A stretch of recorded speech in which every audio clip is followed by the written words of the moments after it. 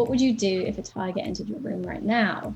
And I'm guessing a lot of you are probably thinking, well, I'd run, I'd scream. And that's our fight or flight response. It's kicking in, it's getting us ready to fight the tiger, which I don't know if you would do. I personally wouldn't. Or flee, sort of getting away from that potentially dangerous situation. And it's just a primitive instinct that's within us. And we definitely need it to survive. For example, if a tiger came in the room. But nowadays we face less stressful situations, but we still respond the same.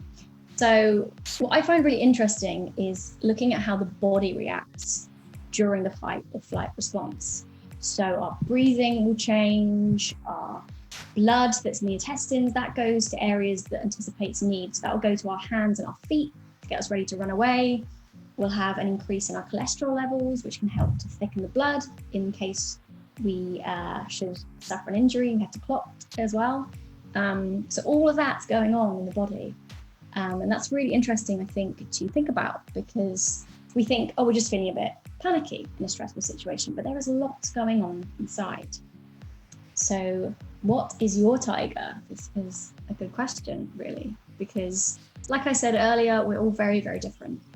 And I think it's really important to understand and recognize what is creating that stress in you, because how you perceive and deal with stress is not going to be the same as anyone else.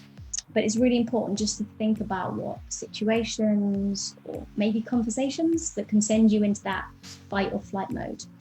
And wherever you can, I know it's not always possible, but looking at proactive preparation.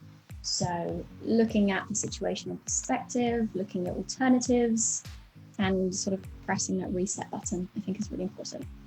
So I think a lot of the time we concentrate on the external factors. So we think about our jobs, relationships, finance, etc. But I think a lot of the time we forget that internally we create a lot of stress.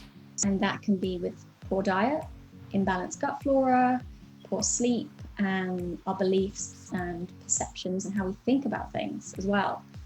So I'm going to touch on that a little bit more today, I think, because I think that's going to be really important. So stress that won't stop. So here is what happens when that button that I was talking about earlier is stuck in that on position. And it happens over time. So the stress hormones are released. And if the stress is removed and you're able to deal with it, that's okay. But most of the time, the immune system gets affected. The body's attempting to restore balance time and time again. And over time, that's when it becomes problematic.